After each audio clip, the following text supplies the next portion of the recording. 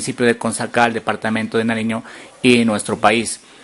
Precisamente en la casa de don Segundo Moreno, una persona que viene sobreviviente de los que tuvieron que guerrear, pelear por tener lo que ahora tienen muchas familias, la parcelación de Bomboná. Vamos a escuchar precisamente de él esa parte de la historia para que nos quede en la memoria y no se nos olvide que una de las primeras parcelaciones que se dio en el departamento de Nariño se realizó aquí en Bomboná gracias a la lucha de estos señores. Don Segundo, qué bueno tenerlo en este programa. Bienvenido a Semblanza Municipal. Pues me siento muy contento por la cuestión y la entrevista. Bueno, don Segundo, cuéntenos esas partes de la historia. ¿Cuántos años tenía usted cuando empezó a vivir esa parte de la historia de la parcelización de Bomboná? En ese tiempo tenía 21 años. Hoy en día, ¿cuántos años tiene? 88 años. 88 años, y vemos que todavía trabaja del campo, ¿no? Trabaja cosechando su café en su finca todavía, ¿no? Sí, señor, todavía puedo trabajar. Bueno, cuéntenos, cuando tenía 22 años, ¿qué sucedió aquí en Bomboná? Pues en ese tiempo hubo una reunión en la hacienda con los patrones, que venía el juez del trabajo para firmar unos documentos con los trabajadores y pues no sé qué intención tenían, pero la realidad era esa. Y el que no firmaba pues ya lo querían, pues era quitarlos, botarlo del trabajo, sacarlo de la hacienda, que se vaya. Bueno, hablemos un poquito de la hacienda. ¿Cuántas hectáreas tenía? Que era bastante extensa la hacienda, ¿cierto? Sí, la hacienda de Bomboná aproximadamente tenía 6.500 hectáreas, desde Guaitara a Galeras y de la Azufral al Cariaco. Un terreno bastante grande, donde había muchos trabajadores. ¿Cuántos trabajadores usted se acuerda bien? Aproximadamente eran 100 trabajadores. 100 trabajadores en la hacienda. ¿Qué viene de ahí en adelante? Pues en ese tiempo que querían hacer firmar unos papeles que había llegado el juez del trabajo, entonces ellos querían, no sé, asegurar a los trabajadores, no sé con qué leyes en ese tiempo. Ya la gente ya se dio cuenta y tampoco quiso firmar, sino que se retiraron. Y había un hombre que no cumplió con los trabajos prometidos a la hacienda para él quedar bien, quedó mal, entonces lo sacaban a él, se llamaba Jorge Chacua. Él sacó sus cositas a la carretera, unas gallinitas, los trastecitos, la mujer, los hijos, la casita quedaba sola. Y en ese tiempo bajó un señor llamado Higinio Arturo, de Pasto. Bajaba a Consacá a temperar y de ver las gallinas le dijo al señor Jorge que le vendiera esas gallinas. Él, pues claro, le dijo, pues se las vendo. Y ya arreglaron precio todo y le pregunta el señor Higinio que por qué salía él de la casa. Le dijo, me sacan porque yo quedé mal en el trabajo de la hacienda y me toca irme. Entonces este señor le dijo, en vez de irse, regrésese a su casa, si tiene amigos, que lo acompañen. Si llega la policía, usted no vaya a estar diciendo nada, sino que estése ahí y que los compañeros o amigos lo acompañen. Y así sucedió. Entonces siguió ya el descontento de los patronos, que a demandas a uno, a otro de los que ya no se firmó. Ahí estaba don Lucindo Pinchao, Floro Melo, estaba Alfredo Bermúdez, Arcesio Erazo, Antonio Erazo, que mi persona, que éramos los que hacíamos el frente para formar un sindicato. Se formó el sindicato y así fue que la gente se fue acercando más al sindicato, haciéndose afiliar, unos, otros, mujeres, hombres, todos, quedó como la mitad para una parte y la mitad para otro. A nosotros nos llamaban los chusmeros y ellos eran los leales, los del patrón. Bueno, siguió, nosotros pues ya se formó el sindicato y fue afiliado a Utrana, donde allí estaba como dirigente el padre Sofonías Ramos, que nos acompañó fielmente. Y entonces pues ya buscaron o se ofrecieron unos abogados, el doctor Alfredo Moncayo, el doctor Nelson Miranda, que vivía en Bogotá, otro señor que era tinterillo, don Hermógenes Egas Mora, y así varios ya nos acompañaron y que sigamos el pleito, que no desmayemos. A pesar de todo, nos perseguía la policía, nos hacían daños, que dicen que antes no ha habido violencia. Sí había violencia, porque a nosotros nos cortaron maíz, enflorando a mí, a don Antonio Erazo, frijol y maíz. Y así sucesivamente nos perseguían, que nos tocaba de ir a dormir a veces al monte y esperar que nos lleven las mujercitas las comidas al monte, como de ver algo. Calumniados, incendiaron una balacera y decían que era don Lucindo Pinchado y otros, que fue calumnia, había sido una balacera vieja que la incendiaron ellos mismos, solamente para decir que los del sindicato eran los que se hacían los daños. Y siguió sucesivamente. Después ya comenzamos a asistir a los congresos campesinos. El primer congreso campesino fue en Cali.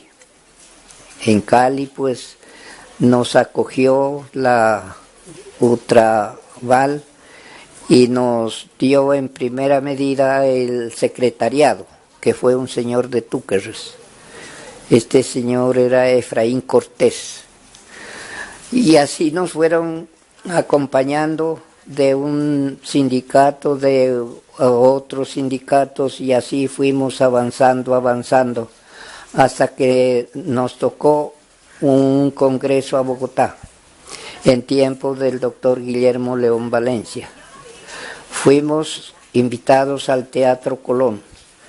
Allá estuvimos y pues ya prometió el doctor Guillermo León Valencia que la parcelación debía hacerse en todos los departamentos que hayan haciendas.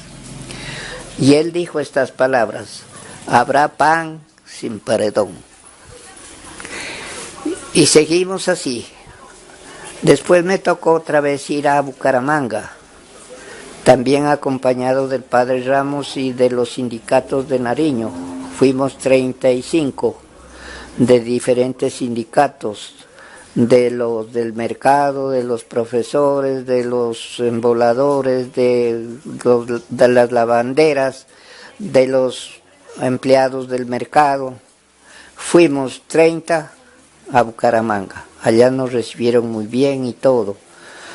El otro congreso fue en Bogotá. Ese fue antes de ir a Bucaramanga, en Bogotá, en la cual me delegaron a mí a pasarle el oficio de petición al ministro del Trabajo, en la cual me dio un abrazo y me felicitó. Eso le cuento. Y así seguimos luchando y luchando sin desmayar, como debe ser un hombre. Bueno, ya posteriormente, después de varios congresos, el ministro de Agricultura de aquel entonces decide ya formalizar la parcelización de Bomboná. Sí, porque nos tocó ir a CAN, Centros Administrativos Nacionales. Allá me entrevistaron y ya nos prometieron de que en realidad debía hacerse la parcelación en todo Colombia que hayan haciendas, que en ese tiempo pues era la mayor parte haciendas, los terratenientes, en la cual era los que trabajaban y vivían a él eran como esclavos. De allí siguió la parcelación.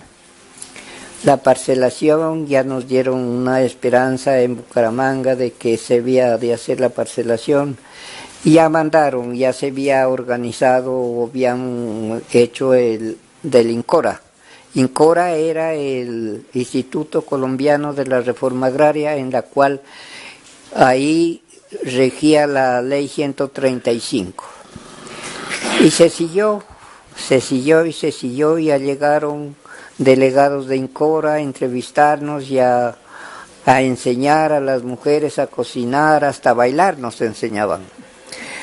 A la música, a hacer las casitas, cómo se debía hacer y todo. Y al fin llegó la parcelación, ya llegaron topógrafos, llegaron ingenieros, llegaron de todo y nos entregaron la parcela, en la cual todavía me acuerdo. En 1963 tengo entendido que se dio la parcelización de Bomboná.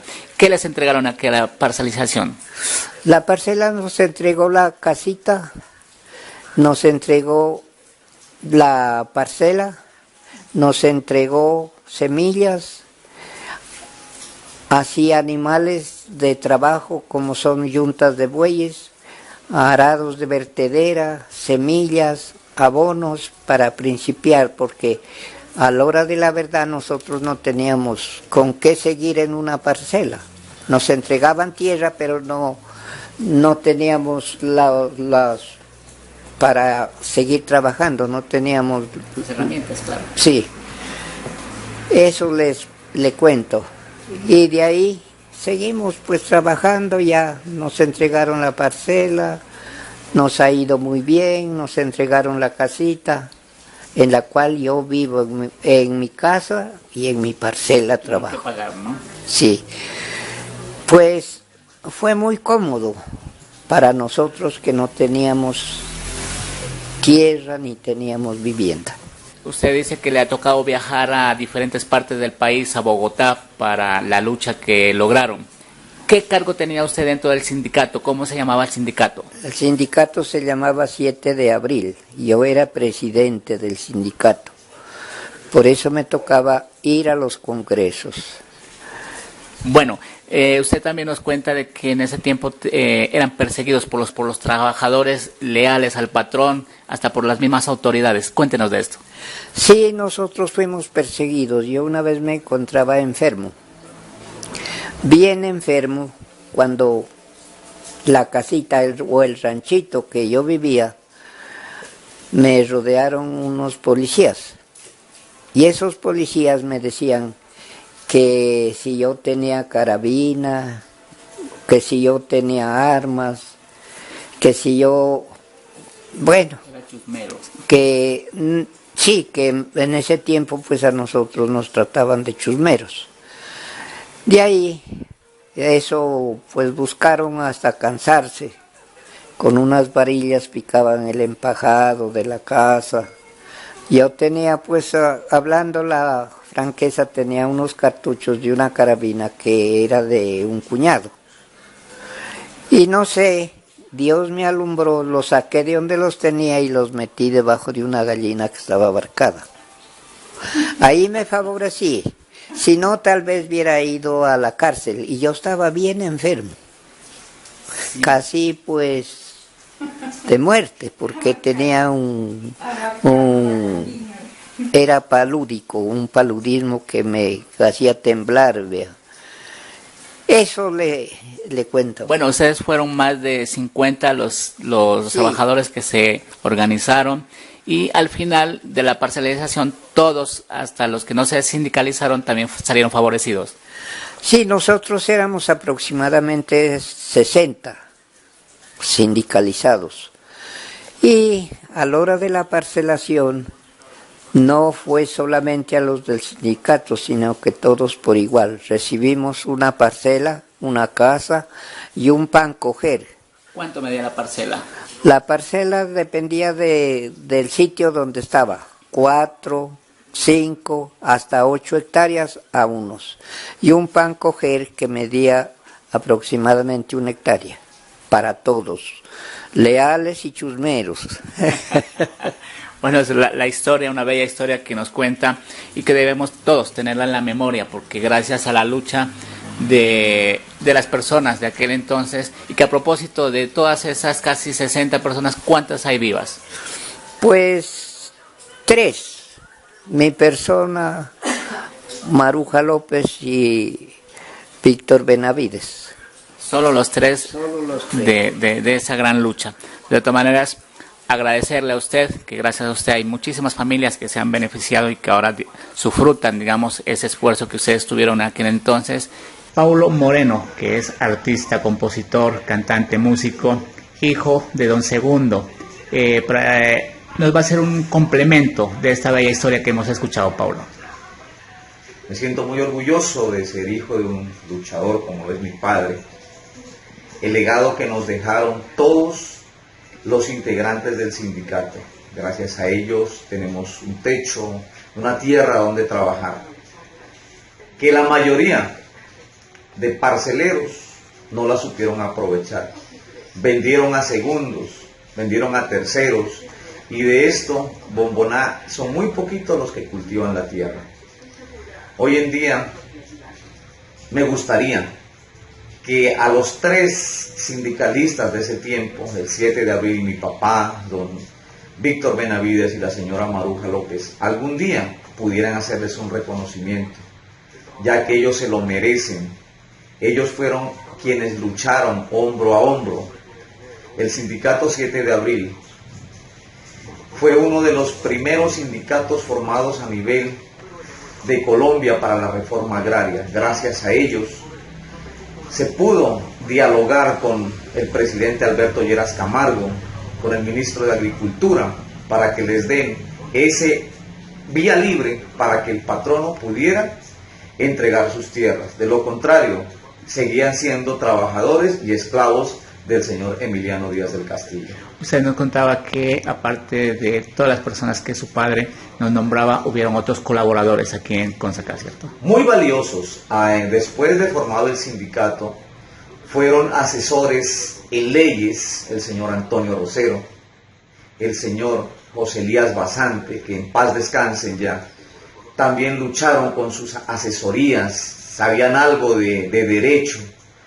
A mi padre, pues que ellos eran netamente campesinos, al señor Floromelo, a duras penas sabían leer y escribir. Ellos fueron los voceros, digamos, quienes redactaban los papeles en ese tiempo, y recuerdo tanto, mi papá me contaba un señor que se llamaba José Rodríguez, que era el correo entre el sindicato y Utrana en ese entonces. Se iba a Pasto a pie, le daban un desayunito, una botella de café, unas tortillas, y tenía que llevar el correo a Pasto y volver con información. Eso es algo muy bonito. Nuevamente agradecimientos a ustedes por recibirnos en su casa, y hemos enriquecido nuestros conocimientos en esta parte de la historia. Muchas gracias. Con gusto, José.